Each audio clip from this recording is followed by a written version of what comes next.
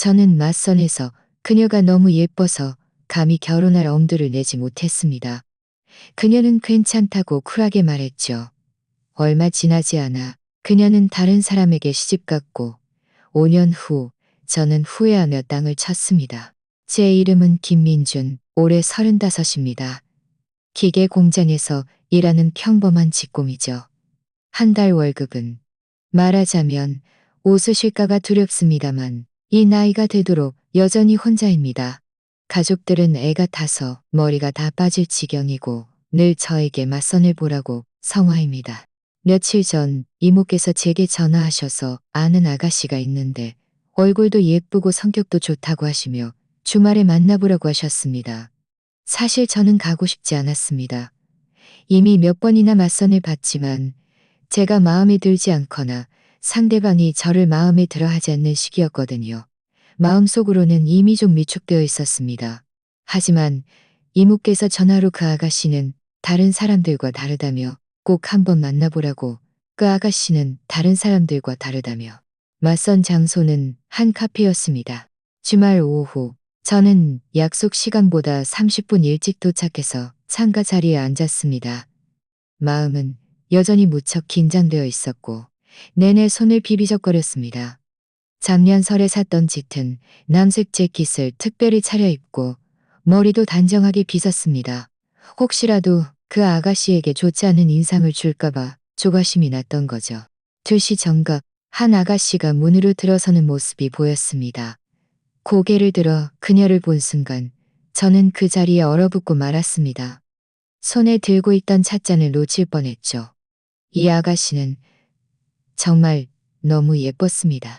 적당한 키에 연분홍색 원피스를 입고 있었고 머리는 하나로 묶은 포니테일이었습니다. 화장은 거의 하지 않았지만 배꼽같이 하얀 피부는 마치 인형 같았고 눈은 크고 반짝였습니다. 웃을 때면 입가의 보조개가 살짝 드러났죠. 그 아가씨는 제 테이블 앞으로 다가와 웃으며 물었습니다. 실례합니다. 김민준 씨 맞으신가요? 그제야 정신이 번쩍 들었습니다. 저는 허둥지둥 일어서서 다소 더듬거리며 말했습니다. 네? 제가 맞습니다. 한서열 씨시죠? 어서 앉으세요. 어서요. 한서열 씨는 고개를 끄덕이더니 제 맞은편 의자에 앉았습니다. 종업원이 다가와 무엇을 마실지 묻자 그녀는 제스민차 한 잔을 부탁했습니다. 나긋나긋한 목소리가 듣기 참 좋았습니다. 저는 한서연 씨를 바라보며 볼수록 마음이 불안해졌습니다. 이렇게 예쁜 아가씨라면 분명 쫓아다니는 사람이 많을 텐데 어쩌다 나에게까지 기회가 왔을까? 제 자신을 떠올려 보니 키는 일치로 씨암로 그리 크지 않고 외모도 평범했습니다. 얼굴에는 어릴 적 싸우다 생긴 흉터 몇 개가 있었고 직업도 그저 평범한 공장 직원이었습니다. 집도 차도 없이 겨우 몇 천만 원 모아둔 게 전부였으니 한서열 씨와 비교하면 그야말로 하늘과 땅 차이였습니다. 이모께서 전에는 한사에서 사무직으로 일하고 월급은 저와 비슷하다고 말씀하셨습니다. 하지만 저는 아무리 생각해도 이렇게 예쁜 아가씨라면 하지만 저는 아가씨라면 월급이 적어도 나중에는 분명 더 좋은 조건의 남자를 만날 수 있을 거라 여겼습니다. 한서연 씨는 제 긴장감을 알아차린 듯 먼저 말을 걸어왔습니다. 기계 공장 일은 어떤지, 평소에는 무얼 좋아하는지 물었죠. 저는 대답하면서도 속으로는 계속 생각했습니다. 안 돼. 이 아가씨는 너무 예뻐. 나는 감히 결혼할 수 없어. 만약 그녀와 결혼한다면 나중에 매일 노심초사하며 그녀를 다른 사람에게 빼앗길까봐 불안하게 살게 될 거야. 생활도 편안하지 못할 거고. 이야기를 나누던 중 한서열 씨가 갑자기 제게 물었습니다. 민준 씨, 저 어떠세요? 혹시 마음에 들지 않으시면 굳이 애쓸 필요는 없어요.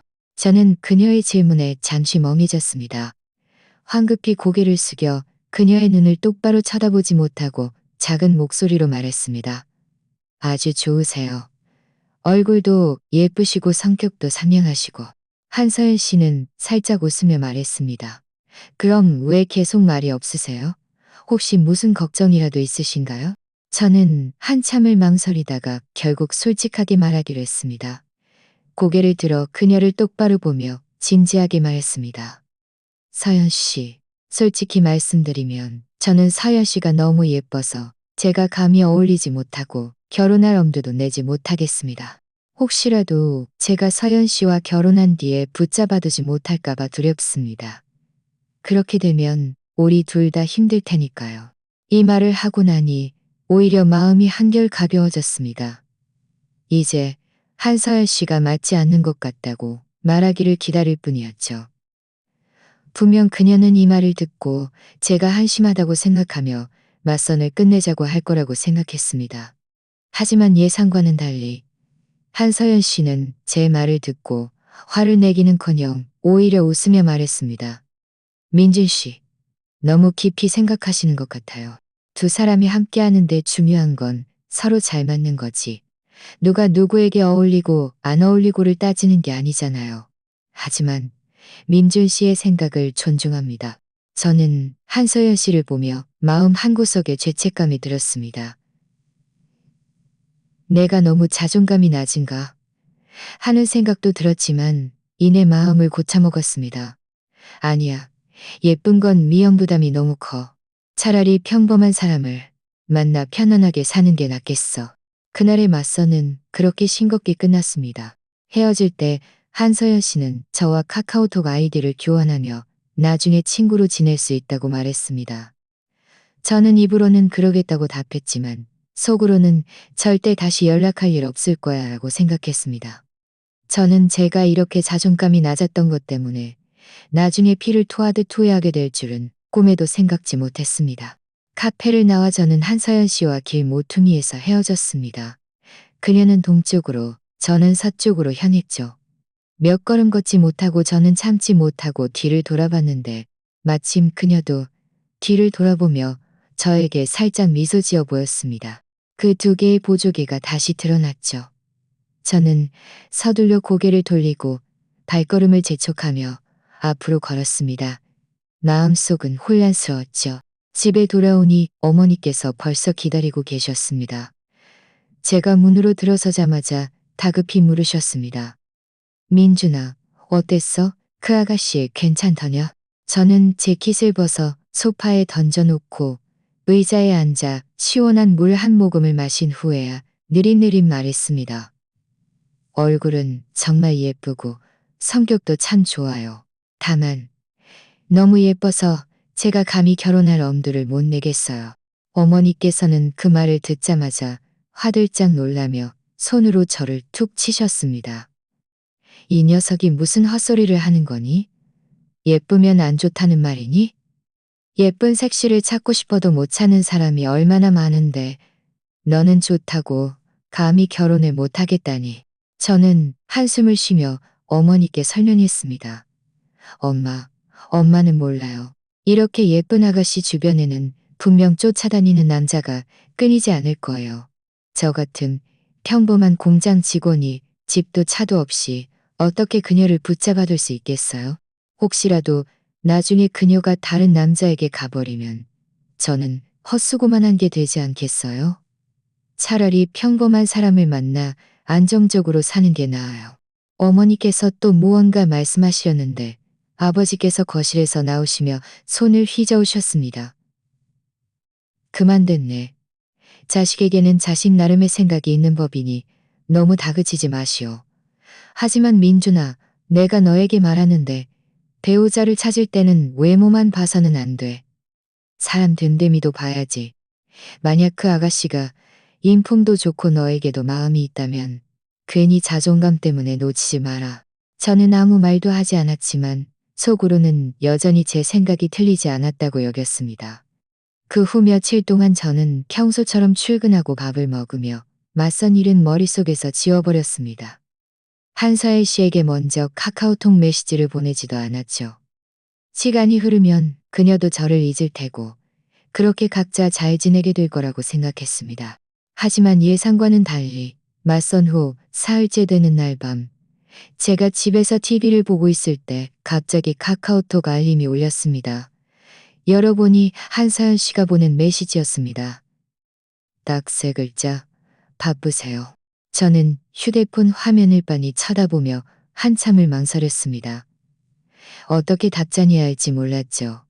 답장하지 않으면 예의가 없는 것 같고, 답장해서 이야기를 시작하면 나중에 더 수습하기 어려워질까봐 두려웠습니다. 한참을 생각한 끝에 저는 결국 답장했습니다. 아니요, 안 바빠요. 집에서 TV 보고 있어요. 몇 초 지나지 않아 한서연 씨에게 답장이 왔습니다. 아, 야근하시는 줄 알았어요. 그런데 그날 기계 공장에서 일한다고 하셨는데 주로 어떤 일을 하시는 거예요? 그녀가 이를 묻는 것을 보니 마음이 조금 놓였습니다. 저는 주로 공작 기계를 조작하고 때로는 수리도 한다고 이야기했습니다.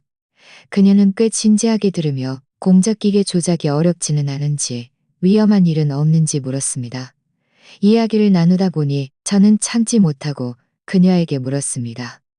서연 씨는 조건도 이렇게 좋은데 어떻게 저와 맞선을 보겠다고 하셨어요? 잠시 후 그녀는 답장했습니다. 맞선이라는 게 그냥 사람 한 명 더 알아가는 기회라고 생각해요. 잘 되든 안 되든 친구가 되는 것도 좋고요. 그리고 민준 씨는 참 솔직하신 것 같아요. 그날 저에게 결혼할 엄두가 안 난다고 말씀하신 건 좀 특이했지만 솔직해서 좋았어요. 저는 그녀의 메시지를 보고 얼굴이 확 달아올랐습니다. 황급히 답장했습니다. 그날은 제가 너무 오버했어요. 마음에 담아두지 마세요.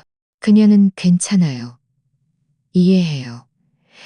사실 저도 전에도 몇 번 맞선을 봤는데 어떤 남자들은 제가 예쁘다는 이유만으로 제가 분명 까다롭거나 눈이 높을 거라고 생각해서 저와 제대로 대화도 해보지 않고 가버리곤 했거든요. 민준 씨가 솔직하게 말씀해 주셔서 오히려 좋았어요.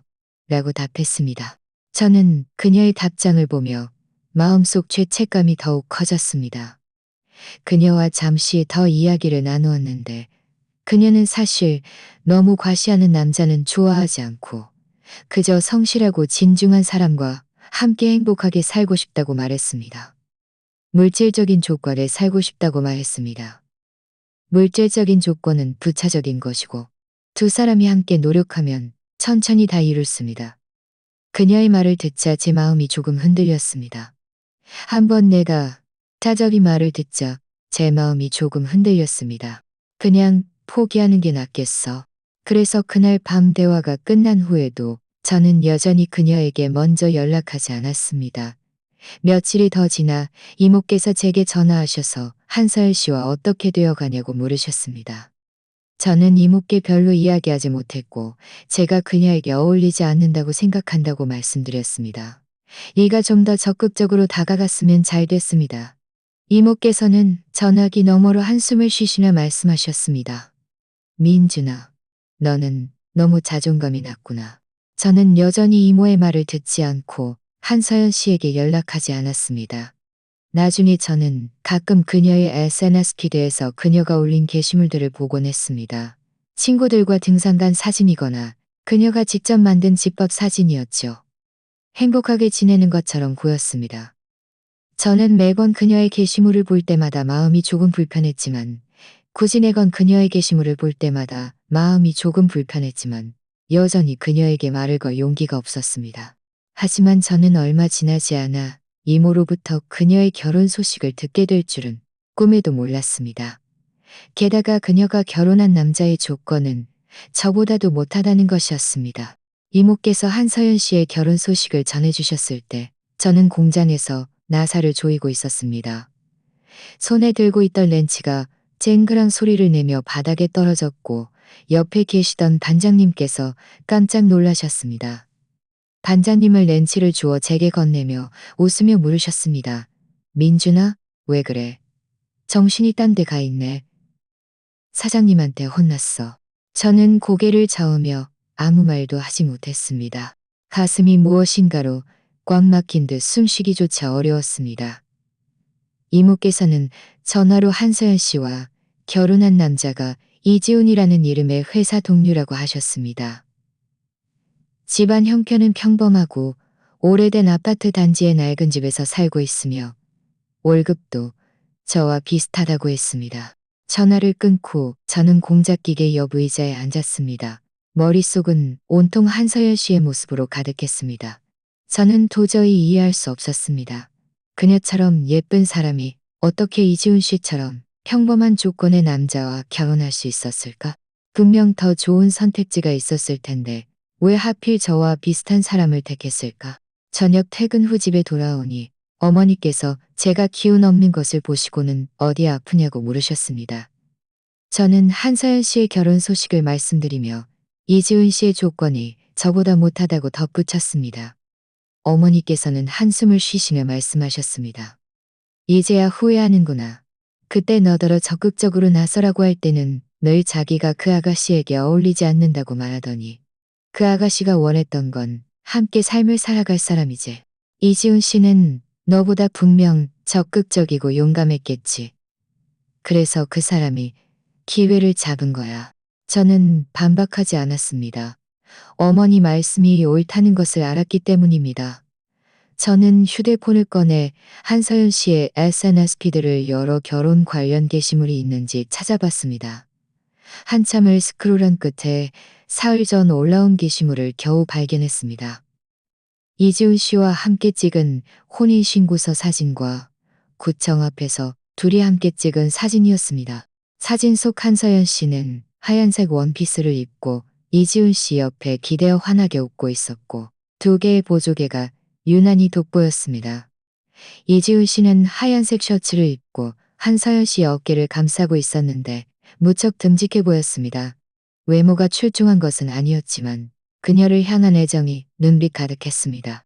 댓글에는 그들을 축복하는 메시지가 많았습니다. 한서연 씨는 모두 감사합니다. 맞는 사람을 만나니 매일이 행복하네요.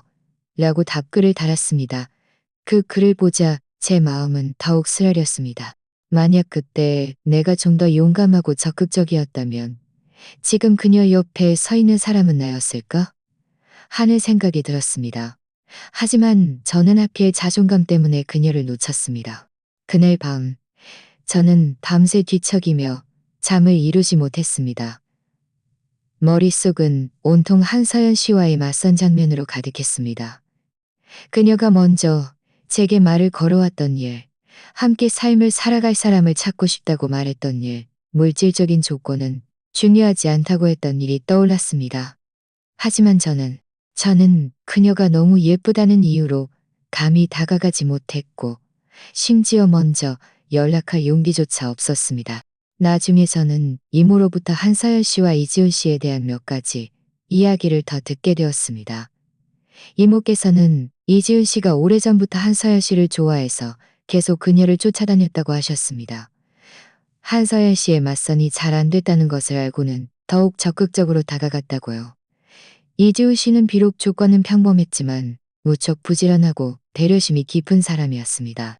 매일 퇴근 후 한서연 씨를 집까지 데려다 주었고 주말에는 공원에 가거나 영화를 보러 가기도 했습니다. 때로는 직접 점심을 만들어 회사로 가져다 주기도 했다는군요.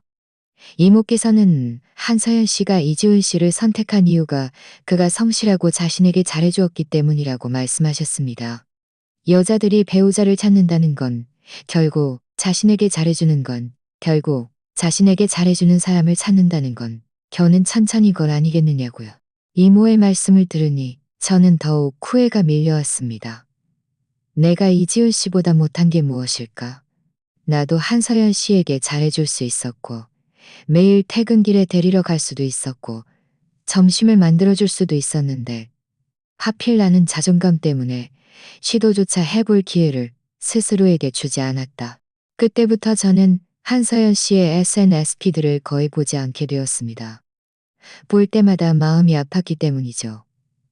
저도 몇 번 맞선을 보려 했었지만 매번 그 아가씨들을 볼 때마다 무의식적으로 한서연 씨와 비교하게 되었습니다. 그들이 한서연 씨만큼 예쁘지 않거나 그녀만큼 상냥하지 않다고 느껴졌습니다. 결국 한 번도 제대로 된 만남으로 이어지지 못했습니다. 어머니께서 가끔 한서연 씨 이야기를 꺼내시며 너 봐라. 서연 씨는 지금 얼마나 잘 사는지, 이지훈 씨가 얼마나 잘해주는지. 네가 그때 그렇게 자존감이 낮지만 않았어도 지금 이렇게 외롭지 않았을 텐데. 라고 말씀하셨습니다. 저는 그저 속으로 어쩌면 한서연 씨도 이지훈 씨와 얼마 못 가 싸우거나 후회하게 될지도 몰라라고 스스로 위로할 뿐이었습니다. 하지만 제 마음 깊이 이것은 그저 저의 자기 위안일 뿐이라는 것을 알고 있었습니다. 세월은 흘러 저는 여전히 매일 출근하고 퇴근하며 평범한 삶을 살았습니다. 가끔 공장에서 다른 부부가 함께 출근하는 모습을 보면 마음속으로 무척 부러웠습니다. 만약 그때 내가 좀 더 용감했더라면 지금 나도 저들처럼 행복한 가정을 이루고 있을 수 있었을까? 하지만 세상에 후회는 없었습니다. 놓친 것은 놓친 것이었죠. 저는 그저 이 후회를 마음속에 간직한 채 제 삶을 계속 살아갈 수밖에 없었습니다. 저는 5년 후 제가 한서연 씨를 다시 만나게 될 줄은 꿈에도 생각지 못했습니다. 그리고 그 만남은 저에게 땅을 치며 후회하게 만들었습니다. 세월은 공장 안의 공작기계처럼 느리게 그리고 별다른 변화 없이 돌아갔습니다. 어느덧 5년이 지났고 저는 여전히 같은 기계 공장에서 일했습니다. 월급은 1억년만 원 정도 올랐지만 여전히 집도 차도 없이 혼자였습니다. 어머니께서는 머리가 하얗게 새셨지만 더 이상 저에게 맞선을 보라고 재촉하지 않으셨습니다. 다만 가끔 문가에 앉아 햇볕을 쬐다가 한숨을 쉬며 말씀하시곤 했습니다. 만약 그때 네가 서연 씨와 잘 됐더라면 지금쯤 아이가 유치원에 다닐 나이겠구나. 그 말씀을 들을 때마다 저는 그저 방으로 도망쳐 못 들은 척할 뿐이었습니다. 이 5년 동안 저는 이모의 입을 통해 가끔 한서연 씨의 소식을 들었습니다. 처음에는 이모께서 그 부부가 돈을 모아 전세금을 내고 더 큰 집으로 이사했다고 말씀하셨습니다. 나중에는 이지훈 씨가 회사에서 퇴사하고 직접 창업을 하고 싶어 한다고, 한서연 씨도 직장을 그만두고 그와 함께 사업을 시작했다고 들었습니다. 저는 그때 속으로 창업이 그렇게 쉬운 줄 알아? 그 둘의 조건으로는 분명 얼마 못 가 망해서 다시 직장으로 돌아올 거야 라고 생각했습니다. 하지만 제 예상은 완전히 빗나갔습니다. 작년 겨울 저희 공장에 큰 주문이 들어왔는데 의료기기 회사와 협력하게 된 것이었습니다. 사장님께서 저희 기술 핵심 인력 몇 명과 함께 상대 회사로 가서 협력 논의를 했습니다. 차가 웅장한 오피스 빌딩 앞에 멈췄고 저는 사장님을 따라 안으로 들어가면서도 속으로 불안했습니다. 이 회사 꽤 대단해 보이는데 우리 같은 공장과 협력해 줄까? 회사 로비로 들어가자 안내 데스크의 아가씨가 친절하게 저희를 맞이하며 대표님께서 회의실에서 기다리고 계신다고 말했습니다. 저희는 안내 데스크 직원을 따라 회의실로 향했고 사무실을 지나가던 중 무심코 안을 들여다보았습니다. 그 순간 저는 걸음을 멈출 뻔했습니다. 사무실 안에는 정장 차림의 여인이 책상에 앉아 옆 사람과 무언가 이야기하고 있었습니다. 그 여인의 옆모습은 제게 너무나 익숙했습니다. 한서연 씨였습니다. 5년 만에 만난 그녀는 훨씬 더 아름다워 보였습니다. 머리는 길게 늘어뜨려 우아하게 웨이브를 주었고 얼굴에는 섬세한 화장이 되어 있었습니다. 눈빛은 당당함으로 가득했습니다. 예전에 연분홍색 원피스를 입었던 아가씨와는 완전히 다른 모습이었지만 그 두 개의 보조개는 여전히 선명했습니다. 저는 황기대의 보조개는 여전히 선명했습니다. 회의실에 도착하지 않네 데스크 직원은 대표님께서 곧 오실 테니 잠시 기다려달라고 했습니다. 몇 분 지나지 않아 회의실 문이 열렸고 먼저 들어선 사람은 이지훈 씨였습니다. 그는 검은색 정장을 입고 있었는데 5년 전보다 살이 좀 붙었고 훨씬 성숙해 보였습니다. 손에는 서류철을 들고 저희 사장님과 반갑게 인사를 나누었습니다. 저는 사장님 뒤에 서서 고개를 숙인 채 그와 눈을 숙인 채 그와 눈을 숙인 채 그와 눈을 마주치진 채 그는 잠시 멍하니 있다가 웃으며 다가와 말했습니다. 김민준 씨 맞으시죠? 그가 저를 기억할 줄은 몰랐습니다. 저는 황급히 고개를 들고 어색하게 웃었습니다. 네, 제가 맞습니다. 이 대표님, 오랜만입니다. 이지훈 씨는 제 어깨를 두드리며 말했습니다. 오랜만이야. 여기서 만나게 될 줄은 몰랐네. 자네들은 협력 논의하러 온 거지? 마침 서연 씨도 기다리고 있으니 잠시 후에 같이 듣도록 하지. 그렇게 말하며 이지훈 씨는 문 밖으로 대고 서연 씨, 손님 오셨어요. 잠시 이리로 와주세요. 라고 불렀습니다. 곧 한서연 씨가 회의실로 들어섰습니다. 그녀도 저를 보자 잠시 놀란 듯 했지만 이내 웃으며 고개를 끄덕였습니다. 민줄 씨, 오랜만이에요. 저는 그녀를 보며 마음이 오만 가지 감정으로 뒤섞여 무슨 맛인지 알 수 없었습니다. 입을 벌려 인사를 건네려 했지만 말이 목구멍에 걸려 나오지 않았습니다. 그저 어색하게 웃을 수밖에 없었죠. 협력 논의는 순조롭게 진행되었습니다. 이지훈 씨와 한서연 씨는 모두 전문가답게 저희 공장의 기술력을 높이 평가했고 곧 계약서에 서명했습니다. 계약이 끝난 후 이지훈 씨는 저희에게 식사를 대접하겠다고 했고 사장님은 흔쾌히 수락했습니다. 식사 자리에서 이지훈 씨는 저희에게 창업 경험을 이야기했습니다. 처음에는 정말 힘들었다고 했습니다. 작은 사무실을 빌려 단둘이서 매일 고객을 찾아다니고 기획안을 만들며 밤늦게까지 일했다고 합니다. 그러다 한서연 씨가 자신의 인맥을 활용해 첫 번째 큰 계약을 따내는데 도움을 주면서 회사가 서서히 자리를 잡기 시작했다고 했습니다. 이 몇 년 동안 서연 씨 덕분에 여기까지 올 수 있었어. 이지훈 씨는 그렇게 말하며 한서연 씨를 바라보았고 그의 눈빛에는 애정이 가득했습니다. 그녀가 없었다면 이 회사도 이렇게 키울 수 없었을 거야. 한서연 씨는 웃으며 말했습니다. 다 저희가 함께 노력한 결과죠. 당신 혼자서는 버틸 수 없었을 거예요. 저는 옆자리에 앉아 그들 부부가 주고받는 이야기를 들으며 속으로 후회가 치밀어 올랐습니다. 5년 전 저는 자존감 때문에 한서연 씨와 함께할 용기를 내지 못했습니다. 그런데 이지훈 씨는 저와 비슷한 조건이었음에도 용감하게 그녀에게 구애했고 한서연 씨와 함께 고군분투하며 이렇게 성공적인 삶을 일구어냈습니다. 반면 저는 5년이 지나도 여전히 공장 직공으로 집도 차도 없이 혼자였습니다. 삶에 아무런 발전도 없었죠. 이 격차는 정말이지 너무나 컸습니다. 식사를 마친 후 저희가 돌아가려 할 때 한서연 씨가 제게 명함 한 장을 건네며 말했습니다. 민줄 씨, 나중에 무슨 일이 있거나 혹시 이직을 생각하시면 언제든 저에게 연락하세요. 저는 명함을 받아들고 그 위에 부사장 한서연이라는 글자가 새겨진 것을 보며 손이 떨렸습니다. 저는 명함을 조심스럽게 주머니 가장 깊숙한 곳에 넣고 그녀와 이지훈 씨에게 작별 인사를 한 후 황급히 사장님을 따라 나섰습니다. 공장으로 돌아가는 차 안에서 저는 그 명함을 꺼내 반복해서 보았습니다.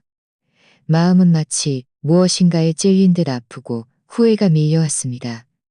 만약 그때 내가 좀 더 용감했더라면 지금 한서연 씨와 함께 고군분투하는 사람은 나였을까? 만약 그때 내가 그렇게 자존감이 낮지만 않았더라면 내 삶도 저들처럼 풍요로웠을까? 하지만 세상에 만약은 없었습니다. 저는 그저 지난 5년간의 격차를 보며 속으로 제 자신을 몇 번이고 욕할 수밖에 없었습니다. 이 후회는 이제 막 시작된 것임을 알았습니다. 한서연 씨 회사에서 돌아온 후 부사장 한서연이라고 적힌 그 명함은 제 지갑 가장 안쪽에 고이 보관되어 있었고 다시 꺼내 볼 엄두를 내지 못했습니다. 지갑을 볼 때마다 마음은 마치 돌덩이로 막힌 듯 무겁고 답답했습니다. 공장 사람들은 제가 그 의료기기 회사의 부사장을 안다는 것을 점차 알게 되었고 가끔 동료들이 농담 삼아 한서연 부사장님께 부탁해서 자기네 친척에게 일자리 좀 알아봐 달라고 말하곤 했습니다. 저는 매번 웃으며 그냥 아는 사이지 그렇게 친한 사이는 아니야라고 얼버무릴 뿐이었습니다. 사실 저는 그녀에게 연락할 용기가 없었습니다. 지금의 그녀 없었습니다. 지금의 그녀 모습을 보는 것이 두려웠고, 세월은 그렇게 특별할 것 없이 흘러 어느덧 연말이 되었습니다. 중학교 동창 단체 채팅방이 갑자기 시끌벅적해졌습니다. 반장이 동창회를 주최할 테니 모두 참석해달라고 독려했죠. 저는 사실 가고 싶지 않았습니다. 중학교 동창 대부분이 이미 가정을 이루고 직업을 가졌는데 저만 여전히 혼자였으니 가면 어색할 것 같았습니다. 하지만 반장이 채팅방에서 몇 번이나 저를 언급하고 심지어 개인적으로 메시지를 보내 많은 옛 친구들이 너를 보고 싶어 한다. 동참회는 12월 20일 꽤 웅장한 호텔에서 열리기로 했습니다. 저는 약속 시간보다 30분 일찍 호텔에 도착했습니다. 문 앞에서 한참을 망설이다가 겨우 용기를 내어 안으로 들어섰습니다. 룸 안에는 이미 많은 사람이 와 있었고 모두들 열정적으로 이야기를 나누고 있었습니다. 제가 들어서자 모두들 반갑게 저를 맞이했습니다. 저는 구석 자리를 찾아 앉아 친구들이 직장 이야기, 가족 이야기, 아이들 이야기를 하는 것을 들으며 마음이 더욱 쓰라렸습니다. 예전에 저와 친했던 한 친구가 제 어깨를 두드리며 말했습니다. 민준아, 너 요즘 어떻게 지내? 결혼은 했어? 저는 어색하게 웃으며 아니, 아직 못했어. 맞는 사람을 못 만났네.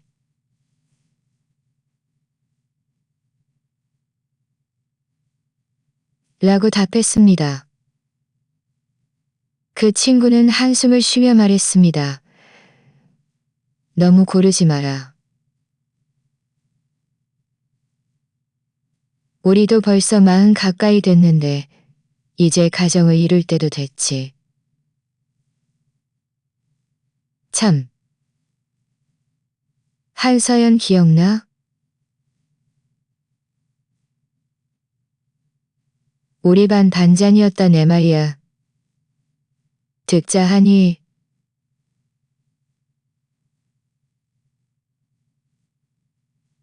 요즘 엄차안차 차채사 차려서 차려사 차려알았다 나엄 콤무엄무 저는 심장이 쿵 하고 떨어지는 것 같았습니다.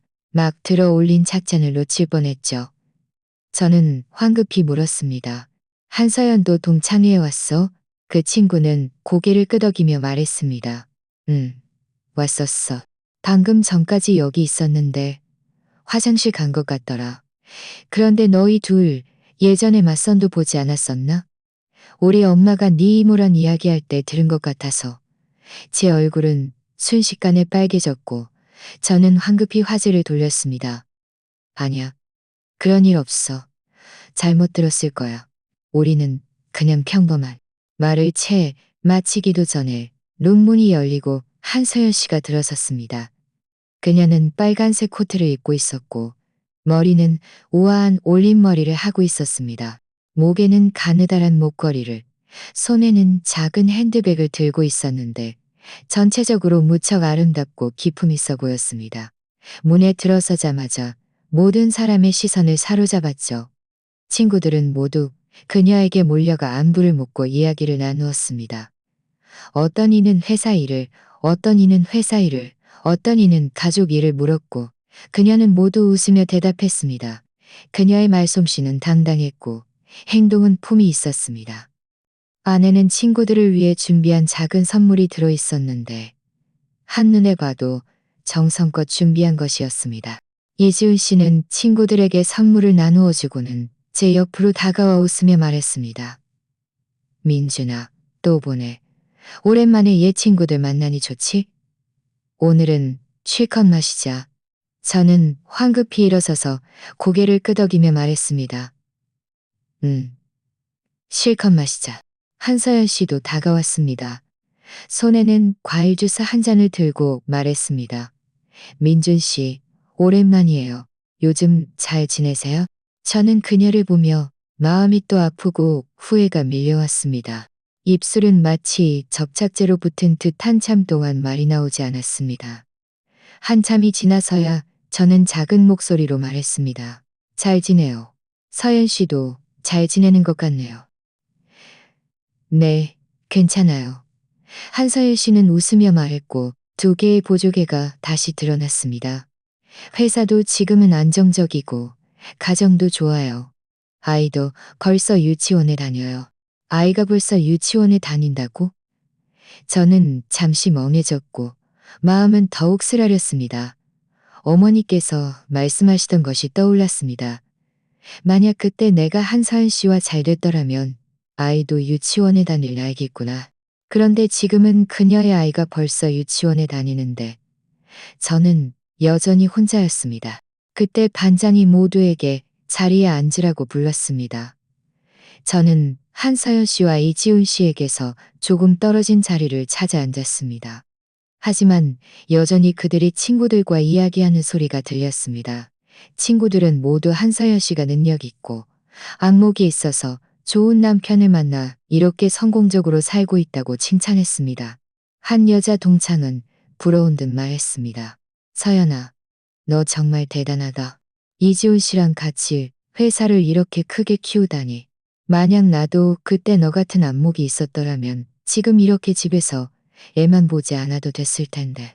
한사일 씨는 웃으며 말했습니다. 별거 아니에요. 그냥 이지은 씨랑 같이 노력한 결과죠. 처음 창업할 때는 정말 힘들었어요. 이지은 씨가 계속 버텨준 덕분이고 저는 그저 조금 도왔을 뿐이에요. 이지은 씨는 한서연 씨의 손을 잡으며 말했습니다. 그렇게 말하지 마. 네가 없었다면 지금의 회사도 없었을 거야. 그들 부부가 다정하게 서로를 바라보는 모습과 친구들의 칭찬을 들으며 제 마음은 마치 칼로 저미는 듯 아팠습니다. 저는 테이블 위에 소주잔을 들어 단숨에 가득 채운 한 잔을 마셨습니다. 매운 소주가 목구멍을 태우는 듯했지만 마음속의 고통은 목구멍을 태우는 듯했지만 마음속의 고통은 목구멍보다 훨씬 더 심했습니다. 저는 5년 전 맞선 때 자존감 때문에 한서의 용기를 내지 못했던 일. 그런데 지금 그녀는 누구보다 잘 살고 있었습니다. 사업도 성공했고 가정도 행복했죠.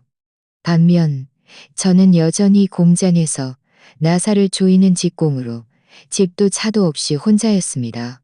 삶은 엉망진창이었죠.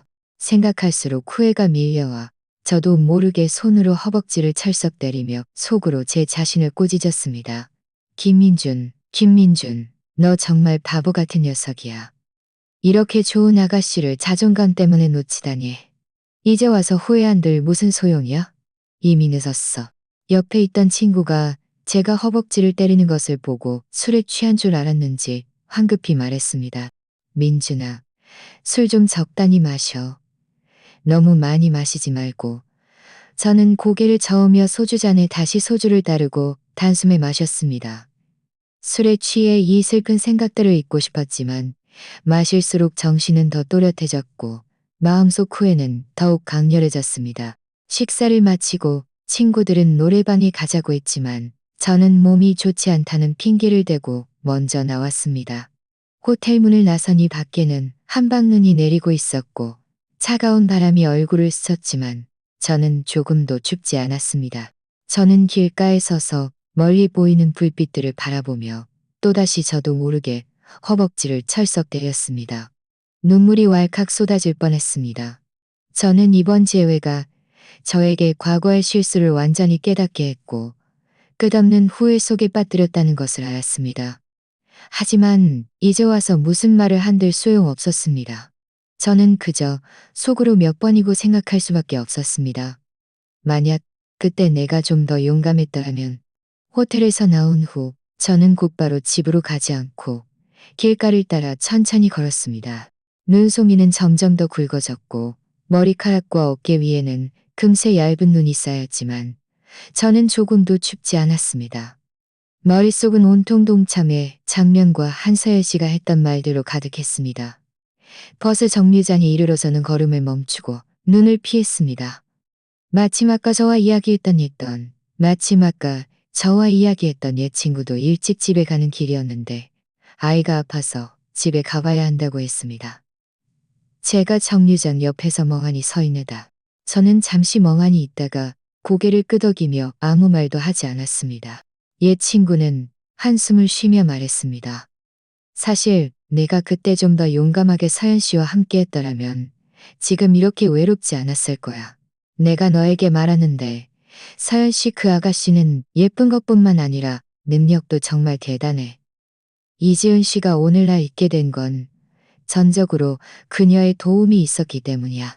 저는 황급히 물었습니다. 무슨 말이야? 그들이 창업할 때 서연 씨가 많이 도왔다는 말이야? 그럼 당연하지.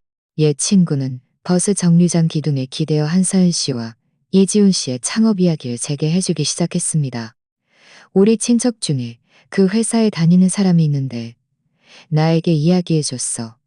처음 창업할 때 그들 둘이 가진 돈은 겨우 몇 천만 원밖에 안 됐대. 10제곱미터 남짓한 작은 사무실을 빌렸는데 경변한 견밖에 안 됐대. 10제곱미터 남짓한 작은 사무실을 빌렸는데 변변한 짓한 작은 사무실을 빌렸는데 변변한 팁도 한 대도 없었어. 이지은 씨는 기술은 있었지만 저는 미간을 찌푸리며 물었습니다. 그럼 나중에 어떻게 계약을 따냈어? 그게 다 서연 씨 덕분이지. 옛 친구는 말했습니다. 서연 씨가 예전에 사무직으로 일할 때 아는 고객들이 꽤 많았거든. 계약을 따내기 위해 그녀는 매일 아침 5시에 일어나 2시간 동안 버스를 타고 교외에 있는 고객을 찾아갔대. 어떤 날은 하루에 서너 군데를 돌아다니고 밤 10시가 넘어서야 집에 돌아왔어. 한 번은 큰 고객과 계약을 따내려고 고객 회사 문 앞에서 하루 종일 기다렸는데 저는 심장이 덜컥 내려앉았습니다. 한서열 씨가 회사를 위해 그렇게까지 애썼을 줄은 몰랐습니다. 맞선 때에 상냥한 그녀의 모습과 고객 회사 문 앞에서 하루 종일 기다렸던 그녀의 모습을 도저히 연결시킬 수가 없었습니다. 옛 친구는 계속해서 말했습니다. 그 큰 고객과 계약을 맺은 후에야 회사가 겨우 살아났어. 하지만 그 뒤에도 더 어려운 일들이 많았지. 한 번은 큰 주문을 받았는데 납기일이 코앞인데 공장에서 갑자기 못하겠다고 계약을 위반하겠다고 하는 거야. 이지훈 씨는 입술이 다 부르트고 울기 직전이었는데 서연 씨가 밤새 차를 몰고 지방으로 가서 공장을 찾아다녔어. 3군데 도시를 돌아다닌 끝에 겨우 도움을 주겠다는 공장을 찾아내서 기어이 납기 이전에 물건을 납품했대. 그리고 말이야. 옛 친구는 또 말했습니다. 회사가 직원을 채용하기 시작했을 때는 아무도 오려하지 않았어. 작은 회사라 별로 알려지지 않았으니까. 직원들에게 4대 보험 가입과 야근 시 2배 수당 지급을 약속하면서 말이야. 그렇게 서서히 사람들이 오기 시작했어. 지금 회사의 오래된 직원들은 모두 서연 씨가 좋은 이더라고 해. 능력도 뛰어나지만 직원들을 특별히 아낀다고. 저는 옛 친구의 말을 들으며 마음이 마치 무엇인가에 쥐어뜯기는 듯 점점 더 아파왔습니다. 알고 보니 한서연 씨는 내가 생각했던 그런 나약한 미인이 아니었구나. 그녀는 고생을 마다하지 않고 능력도 있고 특별히 끈기도 있었어. 이지훈 씨가 그녀와 결혼한 것은 정말 전생에 나라를 구한 복이로구나. 그런데 저는 그때 그녀가 너무 예뻐서 붙잡아두지 못할까봐 두려워 시도조차 해볼 용기를 내지 못했습니다. 심지어 속으로는 그녀가 이지훈 씨와 얼마 못 가 싸울 거라고 생각했었으니 지금 생각하니 정말이지 너무나 가소롭고 나약했습니다. 옛 친구는 제가 아무 말도 하지 않는 것을 보고 제 어깨를 두드리며 말했습니다. 민준아, 네가 지금 후회하는 건 알지만 후회해도 소용없어. 그때 포기한 건 너 자신이야. 서연 씨 그 아가씨는 겉으로는 상냥해 보여도 속으로는 꽤 단단한 사람이야.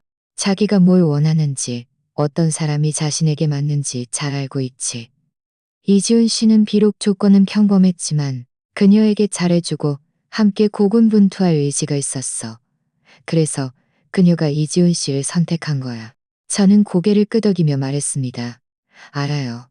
제가 너무 자존감이 낮았어요. 늘 제가 그녀에게 어울리지 못하고 그녀를 행복하게 해줄 수 없을 거라고 생각했어요. 그런데 이제 알았네요. 행복은 두 사람이 함께 만들어가는 거지 조건이 좋고 나쁨으로 결정되는 게 아니라는 것을요. 그렇지 않느냐. 옛 친구가 말했습니다. 처음 서연 씨가 이지훈 씨와 결혼했을 때 이지훈 씨는 변변한 신혼집도 없이 낡은 아파트 단지의 헌집에서 살았어. 하지만 둘이 함께 노력해서 지금은 큰 집으로 이사하고 큰 회사도 차렸잖아. 사람이라는 게 눈앞만 봐서는 안 돼. 용기를 가지고 쟁취해야 하는 거지. 그때 버스가 왔고 옛 친구는 제게 작별 인사를 하고 버스에 올랐습니다. 저는 정류장 옆에 서서 버스가 천천히 멀어져 가는 것을 보며 마음이 더욱 쓰라렸습니다. 눈송이는 여전히 흩날렸지만 저는 피할 생각조차 하지 못했습니다. 계속 길가를 따라 걸었습니다. 한서연 씨가 동참회에 써있던 말이 떠올랐습니다. 그녀는 회사도 지금은 안정적이고 가정도 좋고 아이도 벌써 유치원에 다닌다고 말했습니다. 그 말투에는 행복이 가득했습니다. 저는 그녀가 매일 퇴근 후 집에 돌아와 아이와 이지훈 씨를 보며 얼마나 부드러운 미소를 지을지 상상할 수 있었습니다. 그런데 저는 매일 퇴근 후 집에 돌아오면 저를 맞이하는 것은 텅 빈 집과 어머니의 한숨 소리뿐이었습니다. 생각할수록 후회가 밀려와 저도 모르게 또다시 허벅지를 철썩 때리며 속으로 제 자신을 꾸짖었습니다. 김민준, 너 정말 눈이 멀었어. 이렇게 좋은 아가씨를, 이렇게 좋은 기회를 자존감 때문에 놓치다니. 너는 이 평생 다시는 이렇게 좋은 아가씨를 만나지 못할 거야.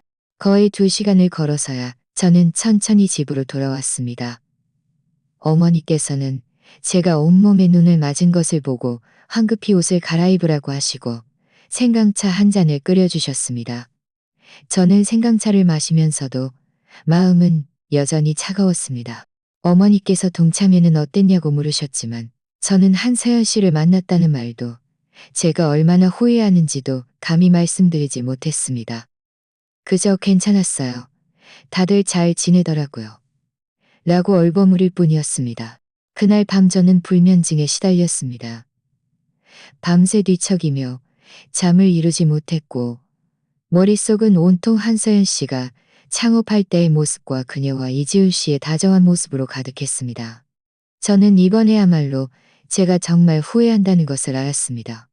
과거의 자존감, 과거의 나약함, 그리고 그때 용감하게 한서연 씨의 손을 잡지 못했던 것을 후회했습니다. 하지만 세상에 후회는 없었습니다. 놓친 것은 놓친 것이었습니다. 저는 그저 속으로 몇 번이고 생각할 수밖에 없었습니다. 만약 그때 내가 좀 더 용감했더라면 지금의 나도 이지훈 씨처럼 행복한 가정을 이루고 성공적인 사업을 하고 있을 수 있었을까? 하지만 이 질문에는 영원히 답이 없을 것입니다. 그 후 며칠 동안 저는 먹지도 자지도 못했습니다. 머릿속은 온통 한서연 씨 일로 가득했습니다. 옛 친구가 했던 말들은 마치 영화처럼 제 머릿속을 맴돌았고 생각할수록 제가 그때 얼마나 어리석었는지 얼마나 분했는지 느껴졌습니다. 저는 늘 만약 그때 내가 그렇게 자존감이 낮지 않았더라면 지금 한서연 씨 옆에 있는 사람은 나였을 거야. 그녀가 고군분투하는 길에 동반자가 되어야 했던 것도 나였을 거야. 라고 생각했습니다. 어느 날 밤, 저는 밤늦도록 뒤척이다가 마침내 결심했습니다. 한서연 씨를 찾아가 제 후회를 이야기하고 만회할 기회가 있는지 물어볼 생각이었죠. 그녀가 거절하더라도 제 마음속 이야기를 분명하게 말해야 했습니다. 그렇지 않으면 평생 마음이 편치 않을 것 같았습니다. 다음 날 아침 일찍 저는 특별히 휴가를 내고 백화점에 가서 새 재킷을 사고 머리도 다듬었습니다. 최대한 깔끔하고 활기찬 모습으로 보이려 노력했습니다. 한서연 씨 회사 건물 아래에 서서 저는 다시 망설이기 시작했습니다. 그녀가 저를 만나주지 않을까봐, 저를 비웃을까봐, 그리고 그녀가 단칼에 거절하여 마지막 희망조차 사라질까봐, 그리고 그녀였습니다. 저는 건물 아래에서 거의 1시간 동안 서성이다. 안내 데스크의 아가씨는 저를 알아보았는지 웃으며 물었습니다. 김민준 씨, 한 부사장님 찾아오셨어요? 저는 고개를 끄덕이며 네, 맞아요. 한 부사장님께 김민준이 찾아왔다고 전해주시겠어요? 라고 말했습니다. 안내 데스크 직원은 한서연 씨에게 전화했고 전화를 끊은 후 제게 한 부사장님 지금 시간 괜찮으시답니다. 저를 따라오세요. 라고 말했습니다. 안내 데스크 직원을 따라 한서연 씨의 사무실로 들어서자 그녀는 책상에 앉아 서류를 보고 있었습니다. 제가 들어서자 그녀는 손에 든 펜을 내려놓고 웃으며 일어섰습니다. 민준 씨, 어떻게 오셨어요? 어서 앉으세요. 뭘 좀 마실까요? 사무실은 넓고 깔끔하면서도 세련되게 꾸며져 있었습니다. 벽에는 도명화 몇 점이 걸려 있었고 책상 위에는 작은 화분과 액자 하나가 놓여 있었습니다. 액자 속에는 그녀와 이지훈 씨, 그리고 아이의 가족 사진이 있었습니다. 사진 속 아이는 그들 사이에 앉아 환하게 웃고 있었고 한서연 씨는 이지훈 씨의 어깨에 기대어 행복한 눈빛을 하고 있었습니다. 저는 소파에 앉아 손을 꼭 쥐고 긴장되어 아무 말도 할 수 없었습니다. 한서연 씨는 제게 차를 따라주며 제 맞은편에 앉아 말했습니다. 민준 씨, 무슨 일로 오셨어요? 혹시 업무상 문제가 있으세요? 아니면 이직을 생각하세요? 저는 깊이 숨을 들이쉬고 고개를 들어 그녀를 보며 용기를 내어 말했습니다. 서연 씨, 제가 서연 씨를 찾아온 건 할 말이 있어서요. 우리 예전 일에 대해서요. 한서연 씨는 잠시 멍하니 있다가 이내 제 의도를 알아차린 듯 했습니다. 그녀는 고개를 끄덕이며 말했습니다. 말씀하세요. 들을게요. 서연 씨. 저는 그녀의 눈을 보며 목소리가 떨렸습니다. 지금 이런 말을 하는 게 너무 늦었다는 걸 알지만 그래도 꼭 하고 싶었어요. 제가 후회한다고 말이죠.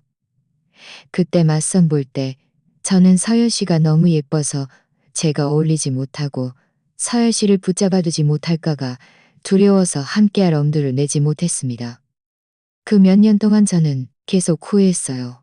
특히 서열 씨가 회사를 위해 그렇게 애썼다는 것을 알고 서연 씨가 회사를 위해 그렇게 애썼다는 것을 알고 서연 씨가 이렇게 행복하게 지내는 것을 알고 하지만 지금은 달라졌어요. 저는 잠시 말을 멈췄다가 다시 이어갔습니다. 예전처럼 자존감이 낮지 않습니다. 저도 서연 씨에게 잘해줄 수 있고 서연 씨와 함께 고군분투할 수 있어요. 서연 씨, 저에게 한 번 더 기회를 주면 안 될까요? 이재훈 씨가 서연 씨에게 잘해준다는 것을 알지만 저도 서연 씨에게 잘해줄 수 있어요. 어쩌면 그 사람보다 더 잘해줄 수도 있습니다. 이 모든 말을 하고 나니 마음이 한결로였지만 동시에 더욱 긴장되었습니다. 저는 그녀의 답을 기다리며 그녀의 눈을 뚫어지라 바라보았습니다. 한서연 씨는 제 말을 조용히 다 듣고 난 후 얼굴의 미소가 서서히 사라졌습니다. 그녀는 저를 바라보았고 그녀의 눈빛에는 평온함만이 가득했습니다. 놀라움도 화남도 없었습니다. 한참이 지나서야 그녀는 입을 열었습니다. 김민준 씨, 오늘 이렇게 이야기해 주셔서 감사합니다. 사실 저는 민준 씨가 그때 저를 싫어한 것이 아니라 그저 자존감이 좀 낮았다는 것을 일찍부터 알고 있었어요. 저는 마음이 울컥하여 황급히 말했습니다. 그럼 서연 씨. 한서연 씨는 제 말을 자르고 계속 말했습니다. 민준 씨, 지금 후회하시는 것은 알지만 감정은 장난이 아니고 결혼도 쉽게 바꿀 수 있는 것이 아니에요. 저는 지금 무척 행복합니다. 이재훈 씨가 저에게도 잘해주고 아이에게도 잘해주고 아이에게도 잘해줘요. 저희 가족은 함께 있으면 무척 즐겁습니다. 저는 이재훈 씨와 결혼한 것을 한 번도 후회한 적이 없고 지금의 삶을 바꾸고 싶다는 생각도 해본 적이 없습니다. 그녀는 잠시 말을 멈췄다가 다시 말을 멈췄다가 다시 말을 멈췄다가 다시 말을 멈췄다가 그가 용감했고 저와 함께 고군분투할 의지가 있었고 저를 믿어주었기 때문이었죠. 그 몇 년 동안 저희는 많은 어려움을 함께 겪었고 함께 회사를 키웠고 함께 회사를 키웠고 함께 아이를 키웠습니다. 저희의 감정은 이미 그때의 단순한 호감을 넘어섰어요. 이제는 가족애가 되었고 서로 없어서는 안 될 의지가 된 거죠. 저는 그녀를 보며 마음이 조금씩 차가워지는 것을 느꼈지만 여전히 단념하지 못하고 말했습니다. 서연 씨, 두 분의 감정이 좋다는 것은 알지만 저는 정말 서연 씨에게 더 잘해줄 수 있어요. 김민준 씨. 한서연 씨가 다시 제 말을 자르며 말했습니다. 그녀의 말투는 무척 상냥했지만 동시에 단호한 결심이 담겨 있었습니다. 감정은 누가 누구에게 더 잘해주느냐를 비교하는 게 아니에요. 두 사람이 얼마나 잘 맞는지, 인연이 있는지 없는지를 보는 거죠. 저와 민준 씨는 그때 이미 인연을 놓쳤어요. 지금은 더더욱 불가능합니다. 저는 이미 저만의 가정을 이루었고, 저를 사랑하는 남편과 아이가 이루었고, 저를 사랑하는 남편과 아이가 이루었고, 민준 씨, 좋은 분이라는 것을 알아요. 민준 씨에게도 민준 씨만의 행복이 찾아올 거예요. 다만 그 사람이 제가 아닐 뿐이죠. 우리 사이는 이미 과거의 일입니다. 과거는 과거로 있고 좋은 삶을 사셔서 민준 씨에게 맞는 아가씨를 찾아 가정을 이루시길 바랍니다. 그래야 민준 씨 어머니께서도 마음을 놓으실 수 있을 거예요. 한서연 씨의 말은 마치 한 바가지의 찬물이 제 머리 위로 쏟아진 듯 했습니다. 저는 완전히 정신을 차렸습니다. 그녀의 말이 옳다는 것을 알았습니다. 우리 사이는 이미 과거의 일이었고 제가 아무리 후회하고 분해한들 무엇도 바꿀 수 없었습니다. 그녀는 이미 자신만의 행복을 찾았고 저는 저의 이기심으로 그녀의 삶을 방해할 수 없었습니다. 저는 그녀를 보며 억지로 미소 지으며 말했습니다. 서연 씨, 죄송합니다. 방해해서요. 알겠습니다. 더 이상 방해하지 않을게요. 서연 씨와 이지훈 씨, 그리고 아이에게 영원한 행복을 빕니다.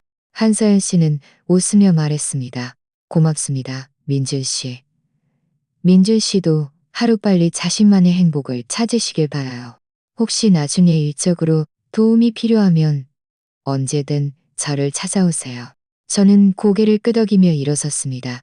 아니요, 괜찮습니다. 고마워요. 그럼 먼저 가보겠습니다. 한서연 씨의 사무실을 나서고 오피스 빌딩을 나섰습니다. 밖에는 햇볕이 강렬했지만 제 차가운 마음을 녹여주지는 못했습니다. 저는 길가를 따라 천천히 걸었습니다. 마음은 무척 아팠지만 동시에 체념하는 듯한 느낌도 들었습니다. 어떤 사람들은 이미 지나가 버리면 묻힌 것이 되는구나. 아무리 후회해도 되돌릴 수 없는 거야. 저는 지갑을 꺼내 부사장 한서연이라고 적힌 명함을 마지막으로 한 번 더 본 후 쓰레기통에 버렸습니다. 이제 과거를 놓아줘야 한다는 것을 알았습니다. 더 이상 후회 속에서 살 수 없었죠. 하지만 제 마음속으로는 이 후회가 영원히 남아 그때의 나약함과 자존감을 상기시키며 평생 한서연 씨라는 이 아가씨를 잊지 못하게 할 것이라는 것을 알고 있었습니다. 한서연 씨 회사에서 돌아온 후 저는 마치 혼이 나간 사람처럼 매일 출근해서도 기운이 없었습니다. 공작기계를 조작하다가 실수할 뻔해서 반장님께 크게 한 소리 듣기도 했습니다. 어머니께서는 제 상태가 좋지 않은 것을 보시고는 온갖 음식을 해주시며 저를 공원으로 산책시키려 애쓰셨지만 제 마음속의 후회는 도무지 가시지 않았습니다. 세월은 흘러 어느덧 또 한 해가 지났습니다. 이 한 해 동안 저는 여전히 예전과 똑같았습니다. 집도 차도 없고 배우자도 없이 혼자였죠. 유일한 변화는 머리카락 몇 가닥이 희끗해지고 눈과 주름이 몇 개 더 늘었다는 것이었습니다. 어머니께서는 더 이상 저에게 맞선을 보라고 재촉하지 않으셨습니다. 다만 가끔 이웃집 아이들을 보며 몰래 눈물을 훔치셨습니다. 저는 어머니께서 저 때문에 애가 타신다는 것을 알고 있었습니다. 한 번은 제가 마트에 갔다가 멀리서 서연 씨 가족을 보았습니다. 그녀는 장바구니 카트를 밀고 있었고 안에는 과자와 채소가 가득했습니다. 이지우 씨는 옆에서 어린 남자아이를 안고 있었는데 아마 그들의 아이인 듯했습니다. 남자아이는 장난감을 들고 제잘제잘 한서연 씨에게 무언가 이야기했고 한서연 씨는 웃음에 대꾸하고는 이따금 아이의 머리를 쓰다듬어 주었습니다. 이지우 씨도 옆에서 함께 옆에서 저는 황급히 진열대 뒤로 숨어 그들이 저를 보지 못하게 했습니다. 그들 세 가족이 웃으며 앞으로 걸어가는 모습을 보며 눈물이 왈칵 쏟아질 뻔했습니다. 5년 전 맞선 때 내가 좀 더 용감했더라면 지금 장바구니 카트를 밀고 아이를 안고 있는 사람은 나였을까? 만약 그때 내가 그렇게 자존감이 낮지 않았더라면 지금 나도 저들처럼 행복한 가정을 이룰 수 있었을 텐데. 하지만 이 세상에 만약은 없었습니다. 저는 그저 진열대 뒤에 숨어 그들의 뒷모습이 사람들 속으로 사라지는 것을 바라본 후 조용히 돌아서서 제가 사려던 물건들을 들고 혼자 천천히 마트를 나섰습니다. 그 후로 저는 다시는 한서연 씨를 만나지 못했습니다. 가끔 이모의 입을 통해 그녀의 소식을 들을 뿐이었죠. 이모께서는 한서연 씨의 회사가 또 규모를 확장해서 다른 도시에 지사를 냈다고 말씀하셨습니다.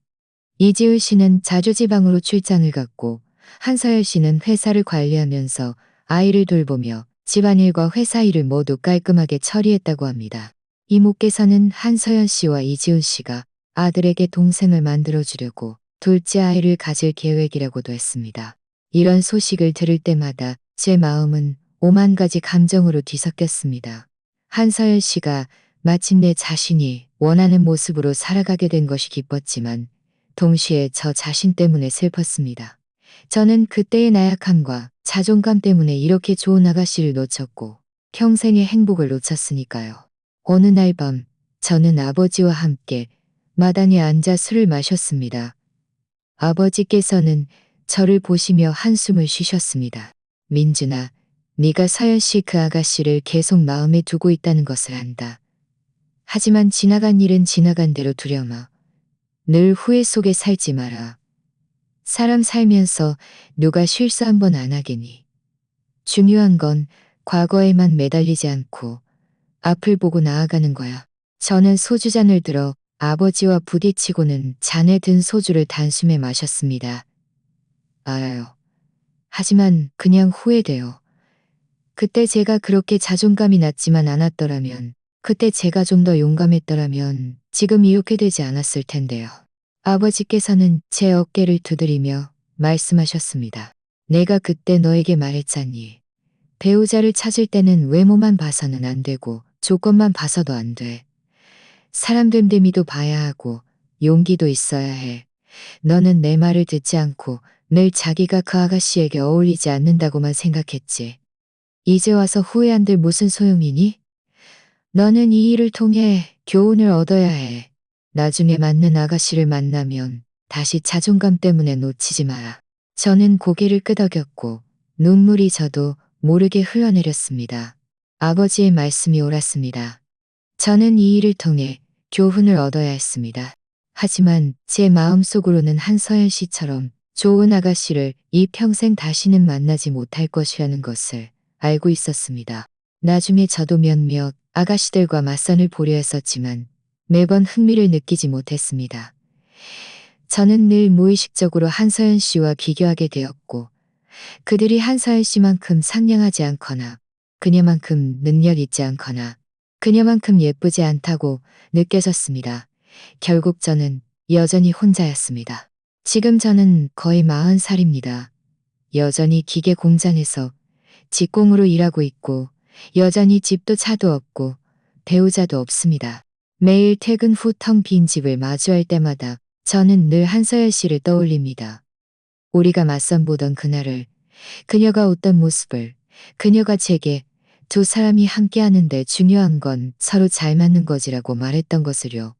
저는 자주 혼자 마당에 앉아 하늘의 달을 보며 후회하며 달을 보며 후회하며 함께 고군분투하며 함께 가정을 이루고 행복하게 살았을 텐데 라고 생각합니다. 그때의 나약함, 그때의 나약함, 그때의 나약함, 그때의 행복의 손을 잡지 못했던 것을 후회합니다. 하지만 시간은 되돌릴 수 없고 놓친 사람은 다시 돌아오지 않습니다. 저는 그저 이 후회를 마음속에 간직한 채 매일 평범한 삶을 살아갈 수밖에 없습니다. 가끔 저는 공장의 젊은 동료들에게 제 경험을 이야기해주곤 합니다. 좋아하는 아가씨를 만나면 자존감 때문에 놓치지 말라고, 맞는 사람을 만나면 반드시 용감하게 구애하라고 말이죠. 잃고 나서야 후회하지 말라고, 그때 가서 아무리 땅을 쳐도 늦는다고 말입니다. 저는 이 평생 이 일 때문에 후회할 것이라는 것을 압니다. 이 후회는 마치 가시처럼 영원히 제 마음속에 박혀 그때의 실수를 상기시키고 사람 살면서 가장 잃어서는 안 될 것이 행복을 추구하는 용기하는 것을 상기시켜 줄 것입니다. 용기가 없다면 행복이 눈앞에 놓여 있어도 붙잡을 수 없을 테니까요. 부디 여러분은 저를 교훈 삼아 저처럼 자존감과 나약함 때문에 평생의 행복을 놓치는 일이 없기를 바랍니다. 자, 오늘 이야기는 여기까지입니다. 시청해 주셔서 감사합니다. 제 채널이 마음에 드신다면 구독 부탁드립니다. 행복하세요.